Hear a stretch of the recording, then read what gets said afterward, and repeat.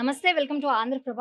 ఈరోజు మనం Jubilee hills నియోజకవర్గ ఎలక్షన్ ప్రచారంలో భాగంగా మనతో పాటు రమ్యారావు గారు ఉన్నారు. వారితో మాట్లాడదాం. నమస్తే అమ్మా. నమస్తే అండి. మేడం, కేటీఆర్ గారు 500 రోజుల్లో ప్రభుత్వం మారబోతుంది అని అంటున్నారు. దాన్ని మీరు ఎలా చెప్తారు? ప్రభుత్వం మారి ఉన్న వాళ్ళకు ఈరోజు మళ్ళీ ఒక్కసారి ప్రజలను మభ్యపెట్టే విధంగా ప్రభుత్వం మారబోతుంది అని అనడము అనేది వాళ్ళ అవగాహన రాహిత్యంగా మనం అనుకోవాల్సి ఉంది.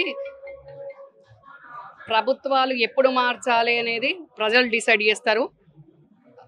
ప్రజల్లో ఉండే నాయకులు మాట్లాడే మాటలు కావు అవి.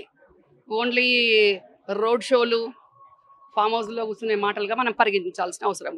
నవీన్ యాదవ్ గారి నుంచి మనం ఎలాంటి అభివృద్ధి ఎక్స్పెక్ట్ చేయొచ్చు?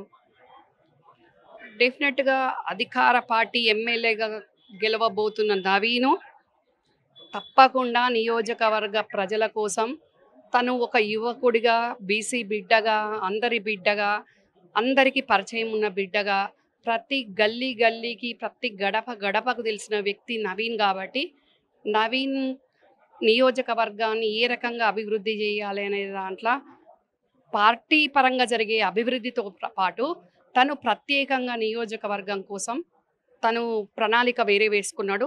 డెఫినెట్గా గత 15 సంవత్సరాల్లో ఉన్న ఎమ్మెల్యే చేయలేని అభివృద్ధి నవీన్ అభివృద్ధి చేసి చూపించబోతున్నాడు. జాగృతి మౌనం పట్ల మీరు ఏం మాట్లాడారు? జాగృతి కవిత ఎమ్మెల్సీకి రిజైన్ చేసింది. ఎమ్మెల్సీ కూడా కాదు, ఇంకా యాక్సెప్ట్ అవ్వలేదు. మరి ఆమె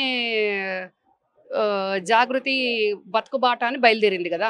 జాగృతి జనం బాట కాదు, అది జాగృతి బతుకుబాట. జాగృతి బతకాలి కదా, అందుకని జాగృతి బతుకుబాట గల కవిత. అయితే ఇంకొకటి మేడం, ఇప్పుడు డ్రైనేజ్ అని, రోడ్స్ అని, ట్రాన్స్పోర్టేషన్ మీద ఇవి కాకుండా ఇంకా వేరే ఏ అంశాలపైన ఇప్పుడు నవీన్ యాదవ్ గారికి గెలిస్తే మీరు ఇంకా ఏ అభివృద్ధిని మేము ఎక్స్పెక్ట్ చేయొచ్చు ప్రజల తరఫున? ఇప్పుడు ఈ జూబ్లీహిల్స్ నియోజకవర్గంలో చాలా బస్తీలు ఉన్నాయి. ఆ బస్తీలలో చాలా చాలా సమస్యలు ఉన్నాయి. కాబట్టి అన్ని సమస్యలను కూడా పరిష్కరించే విధంగా గతంలో ఎమ్మెల్యే లేనప్పుడే కేవలం ఒక సేవాపరంగానే ఒక మతానికి సంబంధించి శ్మశానికి వాటిక లేదంటేనే వాళ్ళ సొంత స్థలాన్ని ఇవ్వడం జరిగింది.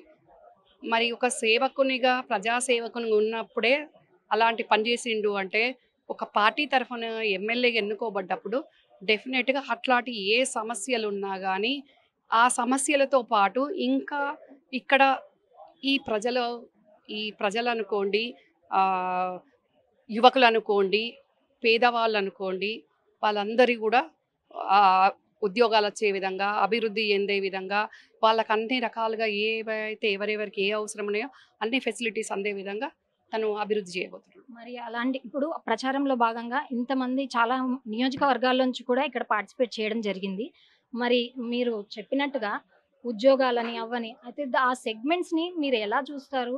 అసలు ప్రతి ఒక్కరికి ఇప్పుడైతే ఇంటికి 10 మంది కానీ, 20 మంది కానీ ఇలా ఉన్న ఉమ్మడి కుటుంబాలు కూడా ఉన్నాయి. ఉద్యోగాల పరంగా దాన్ని ఎలా చూడొచ్చు? డెఫినెట్గా అండి, ఇప్పుడు ఇంట్లో 10 మంది ఉండనియండి, నలుగురు ఉండనియండి, 46 మంది ఉండనియండి, ఎవరికి ఉద్యోగంకి ఎలిజిబుల్, ఎవరికి అవకాశం ఉండే అవకాశం రాలేకపోతుందో అట్లాంటి వాళ్ళందరినీ కూడా మా పార్టీ ఎప్పుడు కూడా ఒక కుటుంబంలో 40 మంది ఉంటే ఒకటే ఉద్యోగం ఇస్తాము అట్లానే ఏం చెప్పలేదు. ఎవరు ఎలిజిబుల్ ఉంటే వాళ్ళకు డెఫినెట్గా వాళ్ళకు అర్హత ఉన్నప్పుడు డెఫినెట్గా వాళ్ళకు అవకాశం వస్తుంది. ఆ రకంగా భర్తీ చేస్తాం కూడా. Thank you madam.